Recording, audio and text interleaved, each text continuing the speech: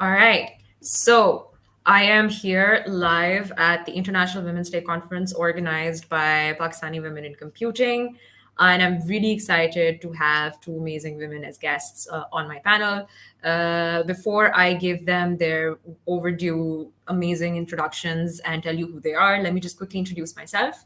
I am Zeest Qureshi. I'm currently volunteering as the Global Webinar Lead at Pakistani Women in Computing, which, as some of you know, connects women in tech all over the world. I am speaking today with Josie Terrado, who happens to be a product manager for VR experiences at Meta Reality Labs, and she's going to be telling us a little bit about her own story as well as what she understands about the metaverse. And alongside, I have Dioselin Gonzalez, who refers to herself as an interactive computer graphics engineer and is currently working on her own project as an XR consultant at Imagine to Reality. I'm very excited to have both of you here today on my panel. Welcome. Yay. Hello, Sis and Josie and everybody. I'm so glad that you guys, both of you, fantastic, hardworking women took out time for this. My first and most imperative question for both of you, we can take turns hearing your answers, is, well, we're here to talk about the metaverse. So in the easiest way possible, how would you explain A, what you understand the metaverse is, and B, the specific field of virtual reality or augmented reality that you are working in or you are experiencing currently? So let's hear from Josie first, and then we'll hear from Dioselin. Great. It's a good question. I'm excited to be here to talk about it. I feel like there's so many videos on the internet about what this is, so I get my version this time. But at the end of the day, the metaverse is about connecting and combining different digital worlds. And each of them will have different set of capabilities and even physics. And that determines what you get to do in each of them. So now the defining quality, I think, or the theme that you see across is they are creating a sense of presence so that people feel like they're together, even though they're physically apart. And I think the metaverse is becoming more prominent because it's about traversing those different, digital worlds in a very seamless way. Because today we already have a lot of devices, a lot of platforms that optimize for their medium, like 2D and 3D, but they all have different levels of immersion. So you basically go and meet people that are in that same place. But now I think the metaverse is about connecting those spaces in a seamless way so that we can be in different levels of access synchronously, so that we determine, hey, what platform I have available, and we still connect if we were all in the same one. And I think it's about, we have phones, PCs, virtual reality headsets, mixed reality, and soon AR glasses. And I think that when we can interconnect between them, I think we have fully realized the metaverse. Does that help? That definitely does. I mean, for me, now I understand that it's more like continuing your connection through like several devices. And in my head, I used to just think that it's like a virtual space that I don't understand, maybe in the fifth dimension. So that actually clears up a lot for me. I would love to hear Dioselin's thoughts on this as well. Yes, everything that Josie said. And what I would add that the metaverse, the development is evolving. So as everybody knows, so don't take these definitions as immutable or as, exactly and prescriptive. What I would add to that would be multi-user social experiences. So the idea of people connecting, again, like Josie said, in an immersive way, like knowing that they're together sharing a reality, however we want to define reality. Another aspect that I believe is important in metaverses is the ability to create within those universes. They're not simply just one experience that we go, put on the headset and experience and then leave. It actually provides the tools for people to create anything they want, any world, any experience, etc. Thank you so much. So one thing that I actually picked up on was to create experiences and give solutions into the market. And I remember there was something from one of the conferences that you spoke at. You talked about how this is a solution for frontline workers, and that's actually really interesting for me because the one thing that I've recognized is that the metaverse is turning into yet another space where men are taking up more space, right? Because it's not there in the mainstream media, and not enough women have access to the conversation or don't have exposure to it. So I'm wondering if this is turning into yet another male dominated space. And since we are speaking on Women's Day, maybe some of your thoughts on how far do you think women have access? Josie, you want to start? Oh, I was giving you the platform. Sure, sure. So yes, this is technology, right? This is all comes from the beginning of technology and interactive graphics, right? So sad to say, but I have to mention, video games. It starts from those early interactive graphic experiences in which women were excluded. And one anecdote that I like telling is my very first video game was Tomb Raider. My brother and I shared a computer. He had only one at home, and he got Tomb Raider. Some of you may be too young to remember, but this is a 3D video game, one of the first ones about just a first person going, creating, doing missions. And so the main character is this woman called Lara Croft. And so the moment that my brother ran the game, he was the first one to play, and I was like in his shoulder. I saw that the character is this woman with a tiny waist and humongous breasts, and including the idol animation was this woman, breathing really explicitly and very, for me, a 12-year-old girl, I was just disgusted. And my brother said, "Hey, do you want to play?" And I was like, "No." And so I didn't play video games for many years because in my head, I was like, this is what it was about. And so this all, evolved and evolved and evolved. Now we have still these interactive graphics, experiences. Now they're immersive, and also, sadly, there's still some exclusion of women there. Because once, we don't have a seat on the table as as a senior engineer or executive or senior PM, because the promotions are not there. And also, yes, I believe that all of this is conspiring to actually make it hard for women to again have access to a new technology. It is better though. I mean, I don't want to be completely it's much better, right, than when I was 12 years old, but we have to admit that the limitations are still there. Okay, fantastic. I think that actually sheds a lot of light on it, but also gives me hope because it clearly went to like a certain point and now it's going from there, and we're hoping to make progress. Josie, I would love to hear your thoughts on the same question. I was smiling because I feel like I grew up similarly to what Jocelyn was describing. I have two older brothers with playing video games, and that explains why I'm in this industry, but I think I can empathize a bit with that. I think this one, you said it, ceased earlier. There was the word access, but the answer to this is multidimensional, and I call it in the human stack instead of the tech stack. But I think when it goes to access, it's access to that technology, right? And I think, like, for example, one thing we were chatting about yesterday, that how this like virtual worlds where you can buy real estate and you go there and it was full of like, male-owned properties. I sometimes feel like it might be a symptom of that. Hey, those are things that emerge in forums that already have, a lot of, male-dominated, like, community, and then they get there first. So they're the first ones to buy. And then when we come in, you get the perception that this is a world for them. And it may deter people from joining, which is actually exactly what Jocelyn described, is it feels like they don't belong or it wasn't for them. But I think it has to be more because, hey, they were there first, and it gives that impression, just as a result.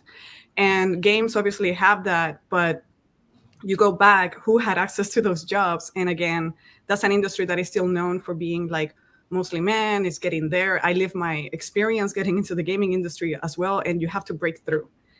And so breaking through access to the tools, to the jobs, to the software, to access to being decision-making leaders will then introduce diversity of thought. And I think that's how we can make sure we make a metaverse that is not just for one group. And that way, it's not about creating a world on who was there first. So I think given the metaverse is so new, I'm hoping that people like us in the roles and the experiences that we're building, we are going to change that because we're already in the room making those ideas happen. But yeah. Thank you so much. So I think what I got primarily from like both of your answers actually is even if women are part of the story, they're often not given the agency to act, or rather they're objectified or sexualized in a way that really is not necessary for the sake of the game. And because this experience of the metaverse virtual reality started out from there, it's like a continued sort of piece that's a part of it, even now. Interestingly, what I really want to know is how much do you think there is being done to create special access for women, or to create enough consumer exposure for all demographics? So like maybe you could talk about your experience working within the field, and what specific things have been done to make sure that everybody is getting this. How about Josie? Would you like to go first? I can go. Okay, yeah, Yes. go ahead, Josie.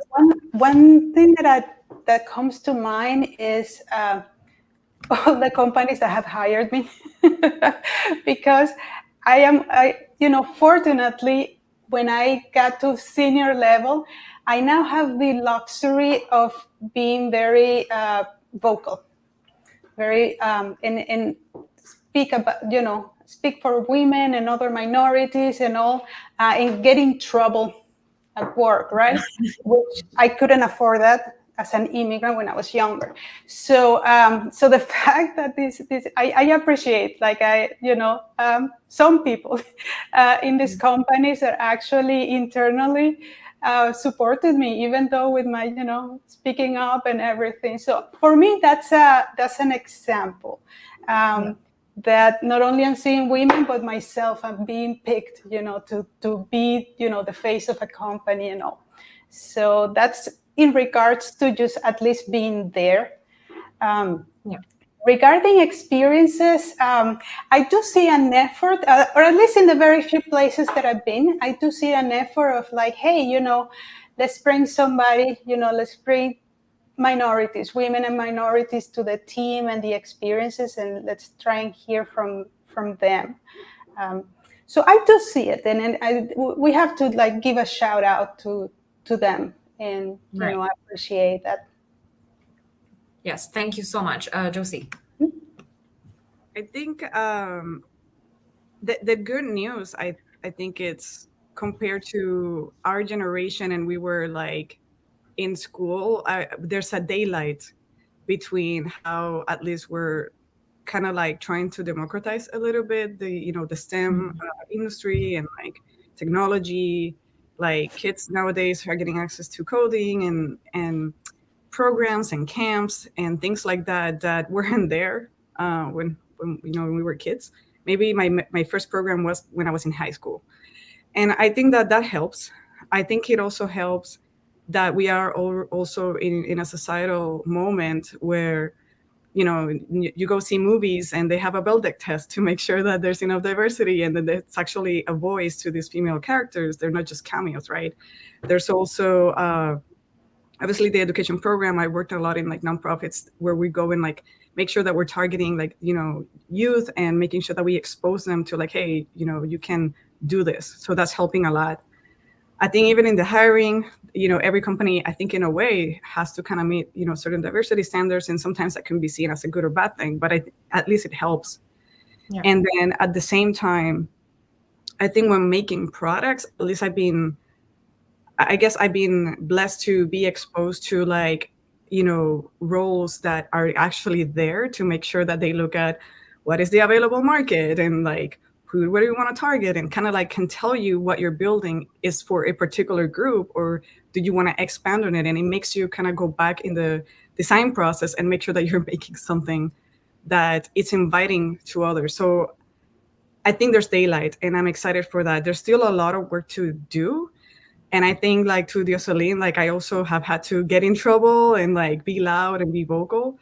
And I think you need a few of us to, inspire others to also speak up and make sure that we're making the right products for people. But I am seeing a change, and I, especially in the VR industry, like, it was something that was seen, and some people may still think it's just for games and it's just like black, hardware devices. Meanwhile, now you're seeing more things that are white and they're like more attractive, and it's not just about games. So I think there's some turning point where they're trying really hard to cater to the wider audience, and I think that's actually great, seeing that signal. Okay. Can I add something? Yes, please go ahead. It just also came to mind is, we women have done a great job actually, or creating those seats for ourselves on the table. One thing that came to mind, I was in the Bay Area in San Francisco around 2013, 2015, when Oculus, the headset, the Oculus One came out. And I do remember almost immediately there was a women in VR group created. Today we have, Pakistani women in computer, Latinas in tech, Black girls in code. It's like, we've done it. Like, we actually went and created, we're going to support each other, and we're making, the space for ourselves. So anyway, I just wanted to pat ourselves in the back, and the younger girls, right? That is very true, and I'm so glad that this happens. Like, the fact that Pakistani women in computing exists, and we're having these conversations, and we're networking across like oceans, simply because we're like women who are interested in similar things, want to create space for more women, and that's amazing. Speaking of everything and empowering women, I just saw a really sweet comment in one of our comments, and like one of our viewers has said that some leaders are born women, and I think that's a really sweet thought, and I just wanted to show that and continue our conversation. I think it's going great. So speaking of all of this, and I think that one of the reasons that women make such great leaders is also because of the empathy that we employ in the work that we do. And I think that I want to ask about your experience, Josie, as a product manager, specifically in AR, because that's something that is really specifically tied into what you do as a PM. Maybe you could talk about it with regards to, how has the factor of empathizing with your consumer audience improved the products that you are making, especially with regards to AR in your specific experience? So basically, I just want to make sure I get the question right. How being in the room has influenced? Yeah. Because you can empathize with the female customer instead of exactly. No, definitely being in the room, coding Hamilton, like where the room where things happen, it's makes a difference. You can basically divert bad decisionings, being avoided early. And also, I particularly partner heavily with like my researchers and like, my, marketing managers, and looking at the industry to like really base a lot of what we're doing on like real people. I think that sometimes there's an ability to like, or there's a temptation to make the like, one person decisions. But I think it's kind of like important to, hey, I'm one of the people like you might not be targeting to, like, do I want to ship a product that I'm not excited about? You also kind of bring your heart into it. And I think it's, again, in a way, empathy. And because we were there, we saw prior generations of devices or technologies that were not catered to us.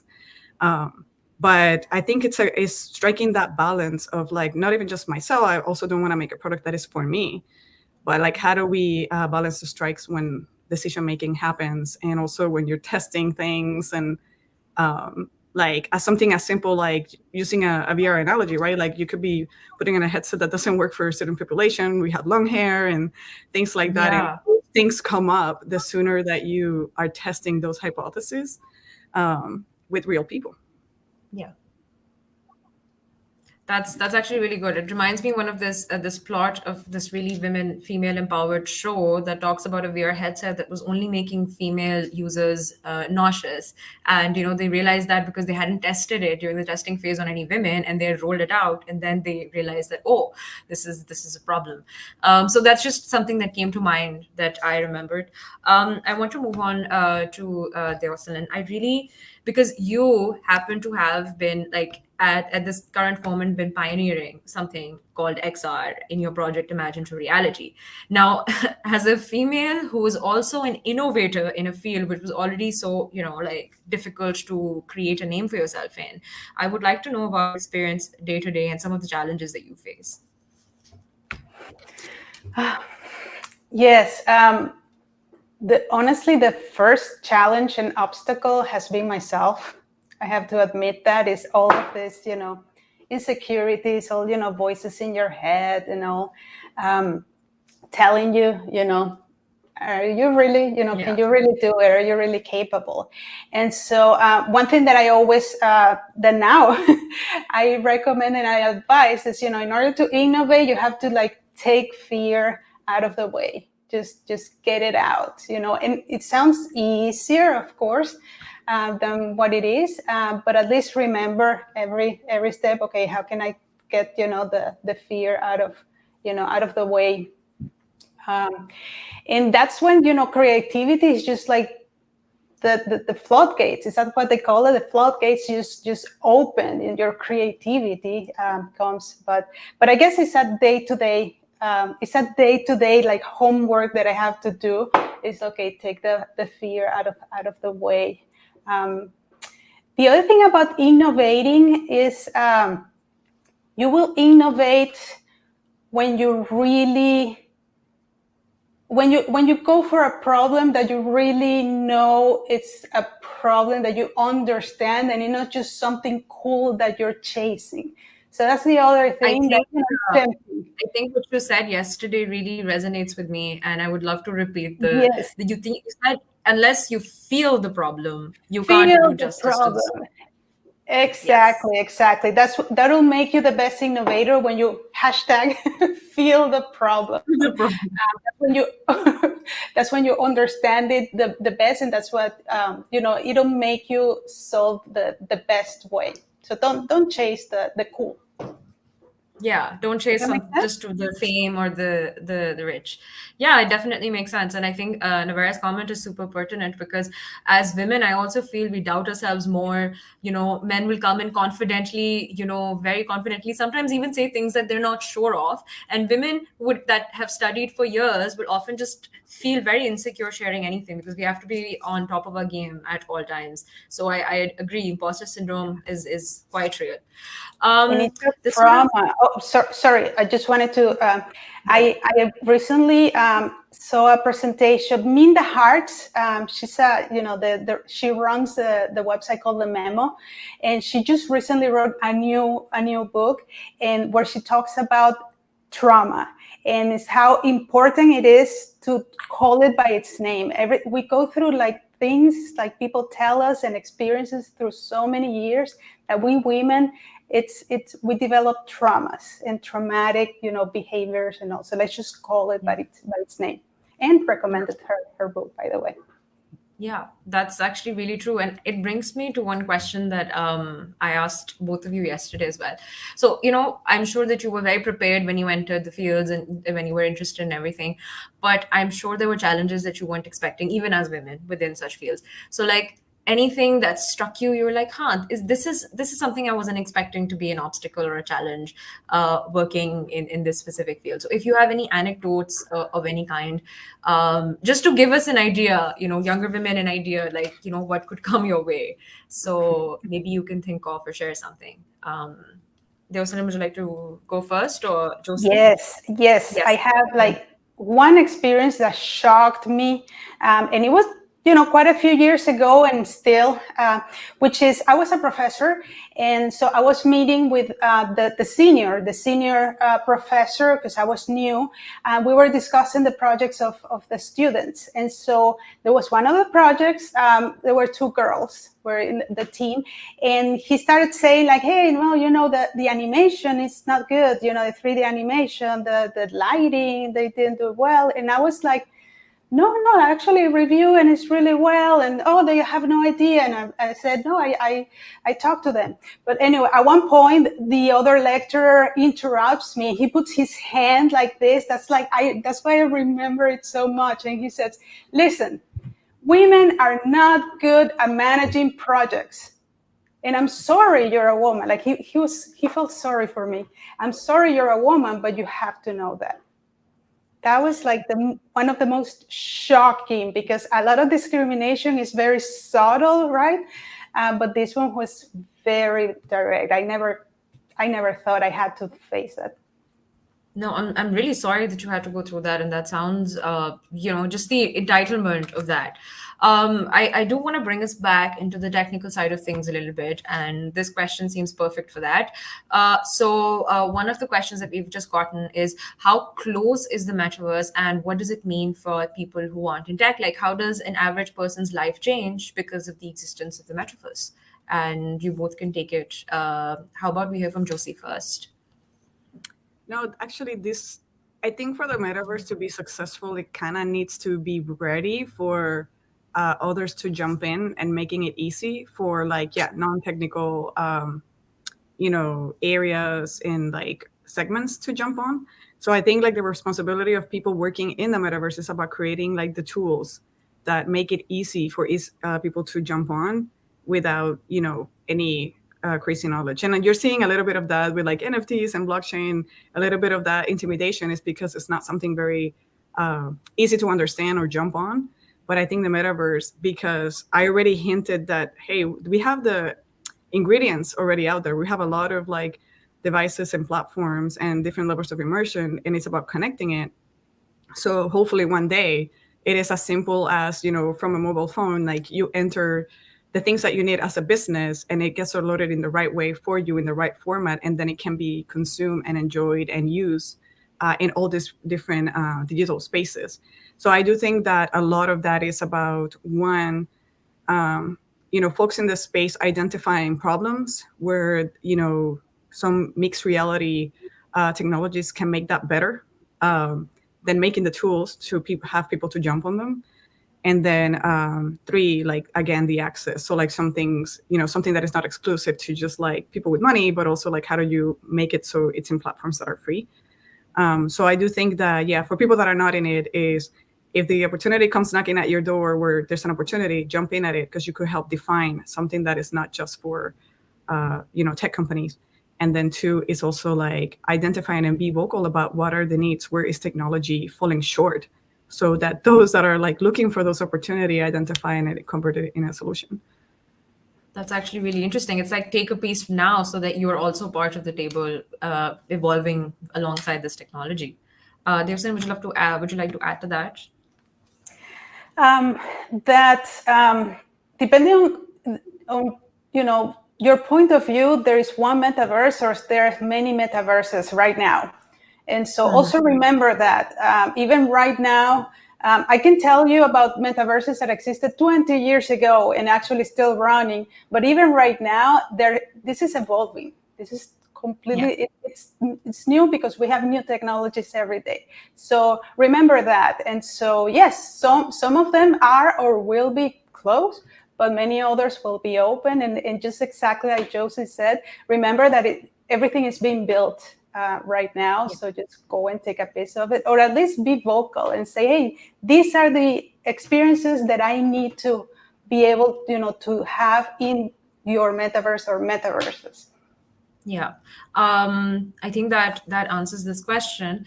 I do want to talk about how, because we keep telling ourselves that we're going to take a piece of the table, we're going to make some room and voice our concerns, but it's also, that access question comes in. So like, there's a question in the chat that could really help sort of solve that.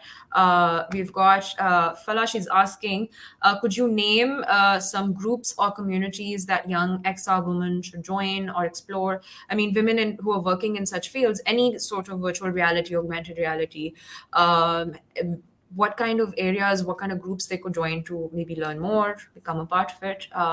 Jocelyn, let's start with you. Yes, there's a couple of groups, Women in VR. If you search for it in the web, you will see them. And also open source groups. Feel free to email me, because I can mention several places. There are actually one metaverse, one platform where you can program, and also you can get into it, and it's free, and you have to do it. There's another one that I can also mention that is completely open source, the client and the server. So do that, and also join interest groups. Even if you're from a minority, Latinas in tech, Black girls who code, Pakistani women in computing, Yes, join exactly. those, your community, and then ask them. It's like, hey, put me in touch with that, a team that is developing something, That's fantastic. I think Fala's done half the work by showing up today. So I think that answers that question quite a bit. Josie, would you like to add to that? Anything that I think it was covered in the punchline is Pakistani women in computer, and like pretty much insert name or insert like group, ethnicity, like relation, anything. And there's going to be tons of communities out there, especially like we're in LinkedIn. It's an amazing platform to find people with common interests to at least like break the ice. And I think that connects us. And like, I think what I love about this is a great example is even though it says Pakistani women in computing, it's like you have two Latinas here talking.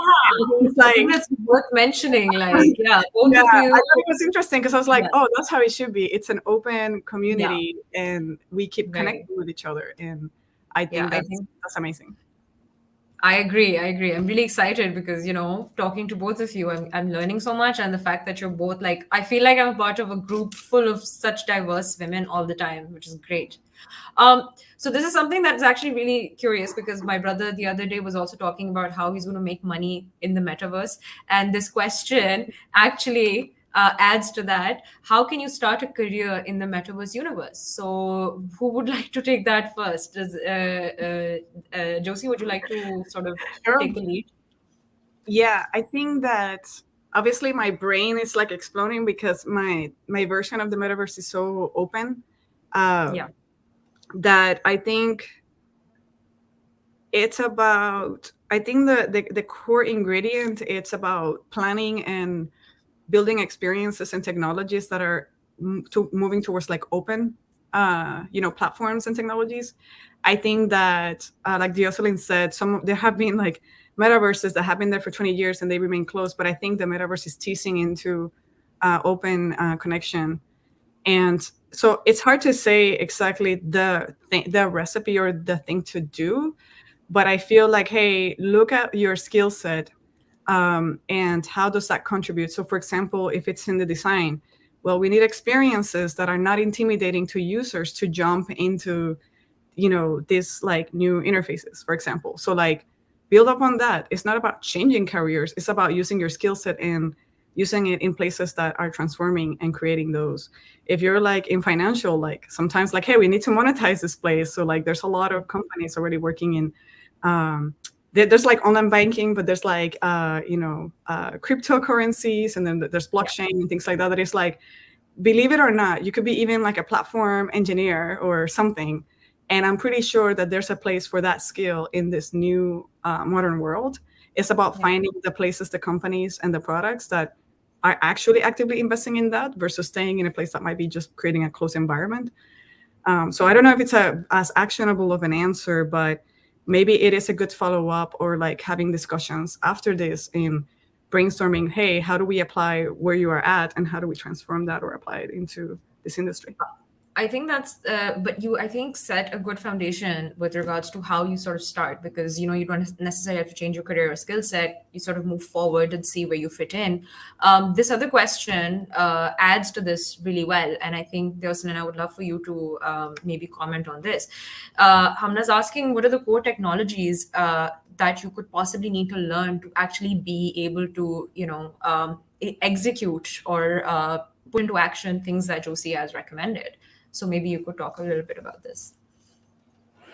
I believe that one core, well, I'm thinking more in terms of skill, is visual skills. Being able to think visually, to see things in your head.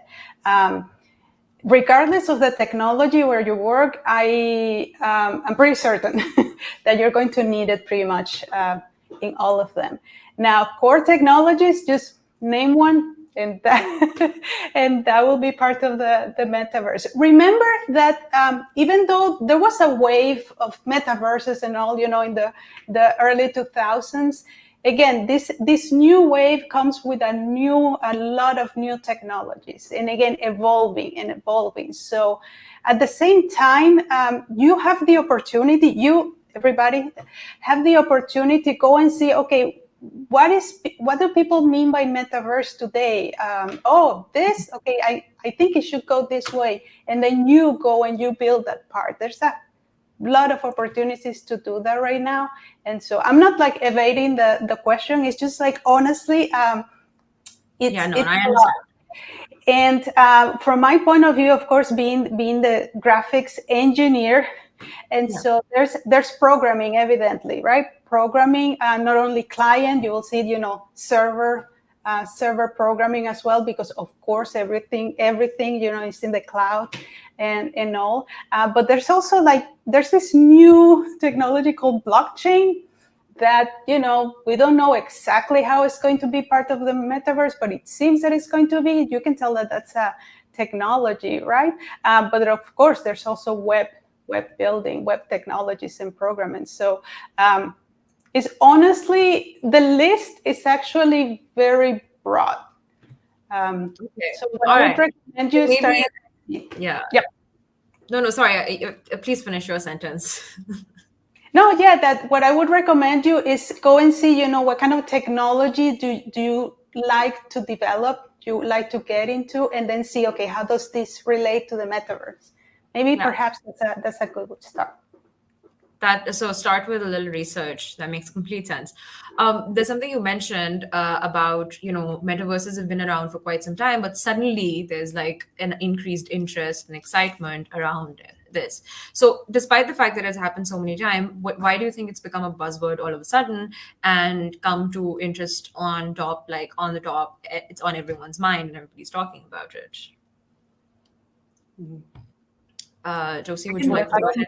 I can jump in a bit there. I think I don't think I've done a thorough analysis. Definitely the last 2 years being at home, being connected so much, the people have spent time on the internet reading books, and I think all classics that used to use the name in fiction is coming up again, and it's no surprise that even Meta as a company even adopted the name and spent 90 minutes of a showcase trying to show what that is. So I think that obviously kind of makes it more mainstream. But I do think that people that have been working in the space have used the name, and it's just it just exploded on our internet. But I do think that now that people are talking about it and we're here talking about it, I think it's about making sure that we're making the right introduction to what that could be, because everyone has a different definition in their head. And I think for it to be truly globally adopted, I think it's we need to scale these technologies so that anyone can, get access to them, everybody can jump in on them seamlessly, any role, discipline, industry, and that's the homework that needs to happen in the next couple of years for it to be truly realized. We're hoping it's not a buzzword that just dies down 2 years later. Okay, yeah, no, that's definitely really important. Deoselin, would you like to add to this? Yeah, did you know that the pandemic actually came with a resurgence and of metaverses?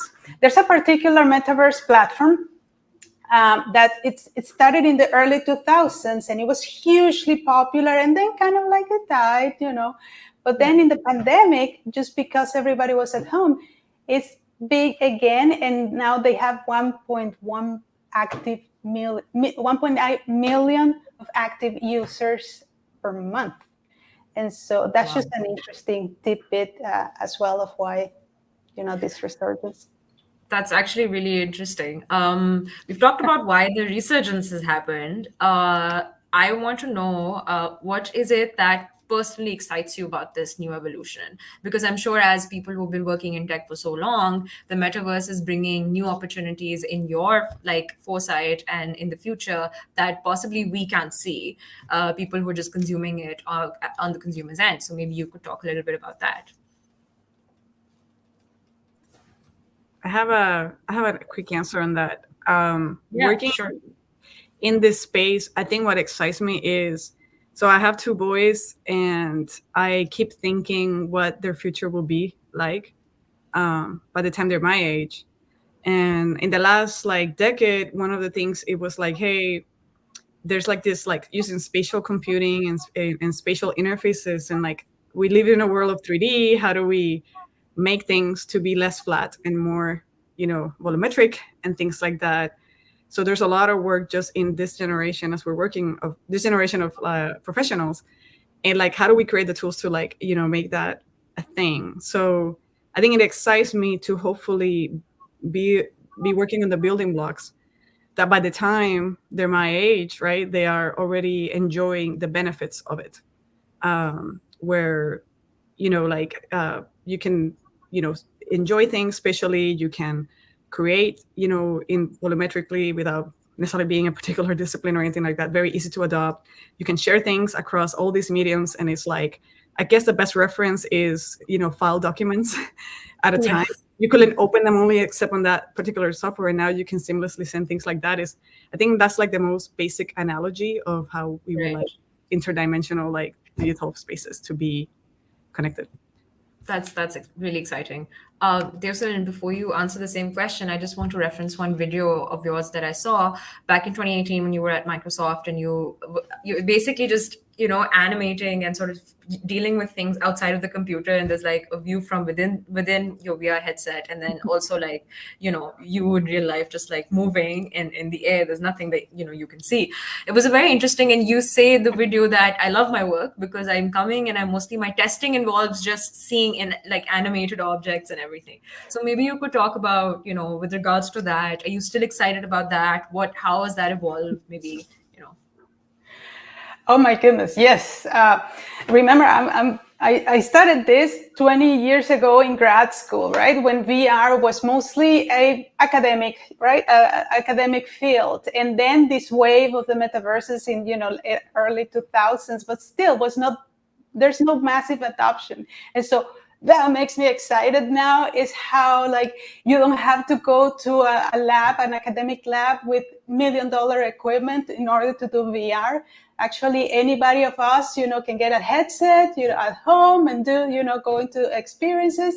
In 2014, right? It was around 2015 that the Oculus headset came out, and so many like at home you can do virtual reality.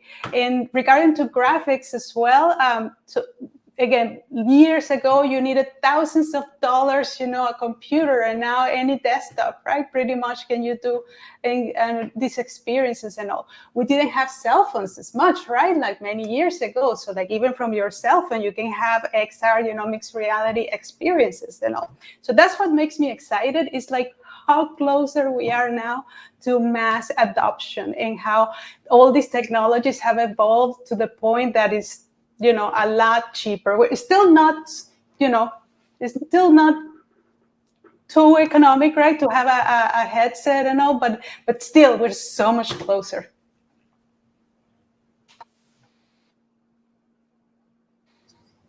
Are you there, Cease?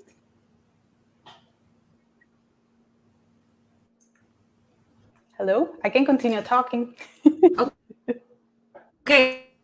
Oh, Well, there you are. Right. I think I disconnected her a little bit. So I think that connectivity.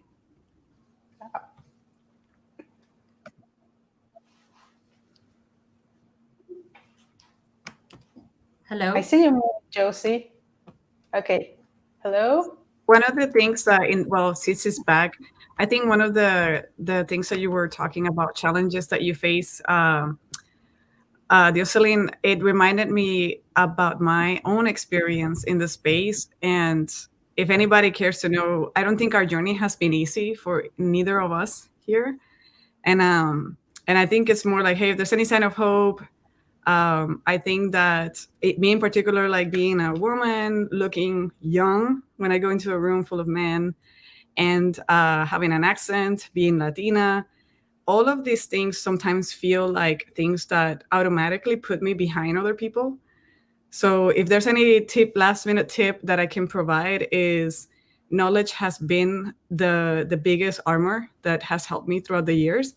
And I think that at the end of the day, every time you speak up and it's obvious that you know the topic, and then you have a strong point of view, that's, I've noticed, has been a very good, useful tool, where your voice gets heard, you get in the room where decisions happen, and you can also advocate for the products that we want to use, and other people, and different groups can use. So anyway, throwing that out there while Sitz is back, but I wanted to share a little bit of that. Oh, that's wonderful. How about you, Jocelyn? Like, what's any like parting tip trick?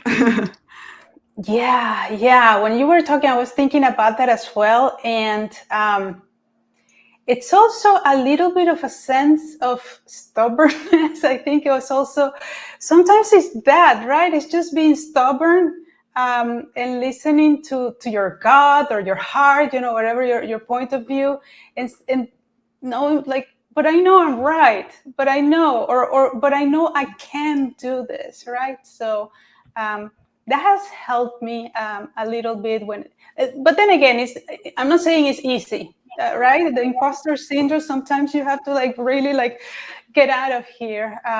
But that has helped me. And honestly, I know we've repeated this a lot, but yeah, I mean, the power of other women, like I just, all these years, I can always tell I've had, women that have supported me, and sometimes just being a shoulder to cry on, sometimes it's advice, right? But that also really, really has taken me. So I could not repeat it often enough.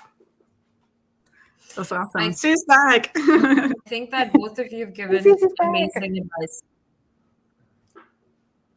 Yeah, no, I'm so sorry. This has to happen in every session at least once. So I think that's, like knock on wood for our sessions going well. So I dropped out for a bit. No worries. I just want to say that the advice you've given is fantastic. And there was this comment that I highlighted earlier that said that, it's communities are so powerful. And I think that's what we're learning today, that with mentors and having communities of women, we're going the right direction and we're going the distance. So I think I would love to end on this wonderful note, our discussion chat, and get to know more about you both as well as understand the metaverse in how it exists and what we can do about it, like what research we can do and how we can be a part of it, this evolving technology. So thank you so much, Josie and Jocelyn, for taking the time out to speak with me for the International Women's Day Conference. This is great. Thank you so much. Thank you. This is awesome. Thank you. Thank you both, and everybody.